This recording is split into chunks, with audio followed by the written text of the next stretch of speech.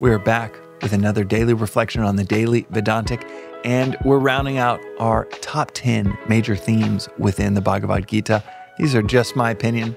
So it is, I'd say a handful of them pretty universally agreed upon, but the delineation of the top 10 and then what we're going to start tomorrow, the top 10 minor themes, endlessly fascinating principles that are discussed in the Gita, but not often discussed within the wider world when talking about the themes within the Gita.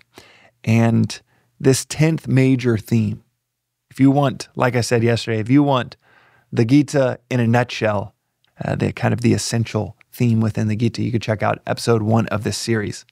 If you want Vedanta in terms of continuous study, the world's oldest philosophy, in a nutshell, go check out episode 1 of this podcast. But the 10th major theme, the one we're going to discuss today, is on inner peace and control. This is something that I think is as practical as it is profound. That's why this philosophy is so often called the practical philosophy, because it's not highfalutin, irrelevant concepts that don't apply to our daily lives. So much of it, I'd say every episode, applies to our daily lives and what you're about to do in 30 minutes, as much as it can apply transformatively to the grand scheme or your overall worldview. And in today's reflection on inner peace and control, maybe it's better said self-control leading to inner peace. Self-control is a major theme within the Gita, whether it is succumbing and listening to that inner voice around your duty and responsibility, or whether it is pitching up to a higher ideal, attaching to a higher ideal so that the lower ideals kind of just fall away. But the topic of control all orients around your two inner equipments, the mind and the intellect. You have a body, a mind, and an intellect to navigate life, to navigate the world. And your two inner equipments, the mind and the intellect, this is a central contribution of the philosophy of Vedanta in our practical lives. You have a mind, everyone knows that, but you also have this subtler equipment that is meant, when developed, to guide the mind. The mind, as we've said before, is like an insatiable wildfire.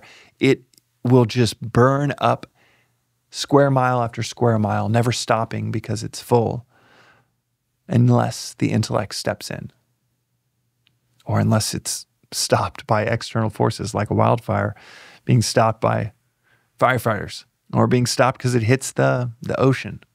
It's not just going to stop on its own. Similarly, our intellect and the development of our intellect daily through the 3 practices we've chatted about.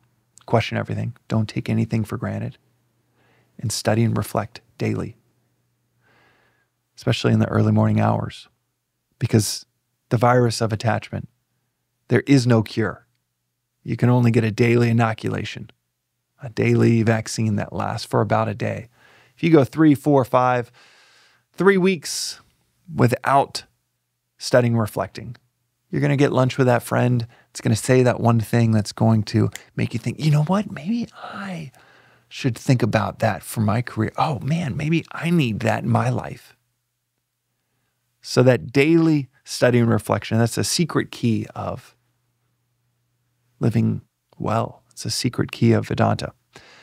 But that intellect and developing the intellect, that is what we use to cultivate self-control. Intellect is described as the capacity to see the end in the beginning.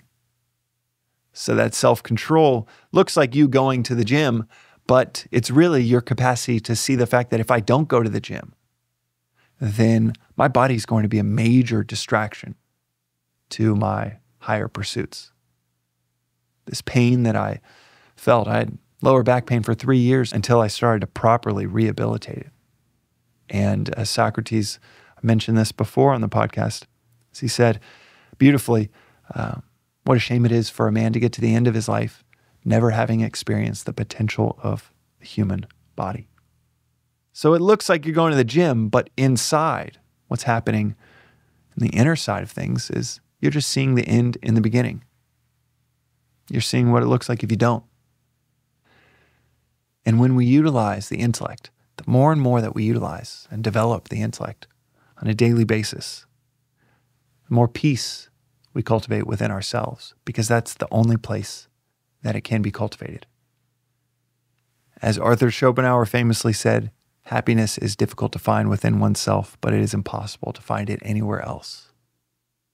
One of our episodes touches on this, a great lecture given to the ashram by Dr. Jal, shout out Dr. Jal, who runs the day-to-day operations of the ashram. And he's giving a lecture, and it was the first time that I had heard him speak. And he started it, and it still rings in my ears years later. He said, if you take anything away from the next hour, let it be this: it's not out there. Whatever you are seeking, that peace, prosperity, that freedom, that happiness, it is not out there. So when it comes to peace, Vedanta and the Bhagavad Gita, it is explicit. It is a state within ourselves.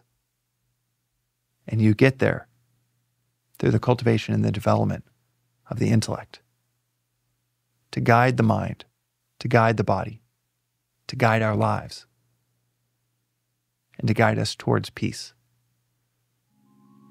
That is today's reflection on the Daily Vedantic. We'll see you tomorrow.